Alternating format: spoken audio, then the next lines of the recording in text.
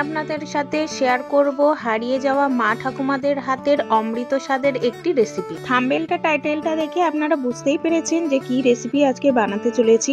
খারকোল পাতা বা ঘ্যাটকোল পাতার বাটার রেসিপি আজকে আপনাদের সাথে শেয়ার করব। এই খারকোল পাতা অনেকেই অনেকভাবেই কিন্তু বাটা বা ভর্তা তৈরি করে থাকে, তো আমি যেভাবে বাটাটা তৈরি করি সেটাই আজ আপনাদেরকে দেখাবো। নমস্কার, আমি সুনয়নী ডেলি লাইফস্টাইলে তোমাদেরকে স্বাগত। আই হোপ তোমরা সকলেই ভালো আছো, আমরাও খুব ভালো আছি। এখানে আছে 2 আটি খারকোল পাতা। তো আমি পাতাগুলো নিয়েছি আর ডাটাগুলো কিন্তু রেখে দিয়েছি, ওটা আর একটা রেসিপি বানানো যাবে। শুধুমাত্র খারকোল পাতাগুলোই আমি ভালো করে বেছে ধুয়ে নিয়ে এবার আমি পাতাগুলো কুচি কুচি করে ভালো করে কেটে নেব। পাতাগুলো এখানে কাটা হয়ে গেছে। এরপর আমি একটু ভাপিয়ে নেব। তো ভাপানোর জন্য সামান্য পরিমাণে লবণ, পাতিলেবুর রস আর একটু হলুদ দিয়ে ভাপিয়ে নিচ্ছি। একটুও কিন্তু জল ব্যবহার করিনি, যেটুকু পাতাতে জল থাকে সেই জলটা দিয়েই কিন্তু ঢেকে ঢেকে ভাপানো হচ্ছে। আর এই খারকোল পাতা অনেকেই কিন্তু কাঁচা বাটে, আমি এখানে কিন্তু কাঁচা বাটবো না, একটু ভাপিয়ে নেব। তার কারণ এই খারকোল পাতা একটু গাল চুলকায়, তো সেই জন্যই আমি ভাপিয়ে নিচ্ছি, তাও আবার লেবু দিয়ে করলে কি হয় আর গালটা চুলকায় না। তো যাই হোক, এখানে আমার ভাপানো হয়ে গেছে, জলটা শুকালেই আমি পেস্ট করব। এটা অনেকেই শিলনোড়াতে বাটে, তো আমার শিলনোড়া নেই, সেই জন্য মিক্সার গ্রাইন্ডারে আমি পেস্ট করে নেব। আর পেস্টের সময় আমি দিয়েছি কিছুটা রসুন আর কাঁচা লঙ্কা।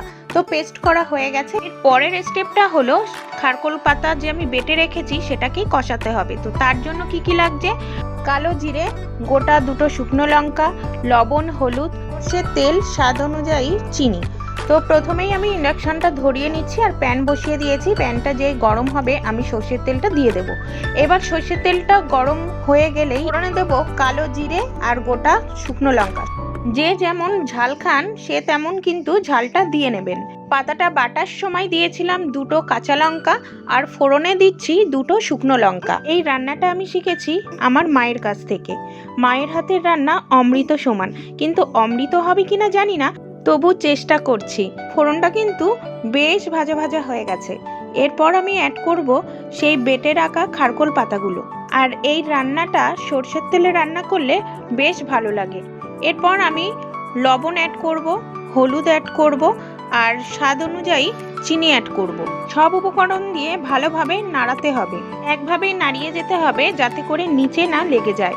নাড়াতে নাড়াতে যখন দেখবেন জলটা একদম শুকিয়ে এসে শুকনো হয়ে গেছে তখনই বুঝবেন হয়ে গেছে।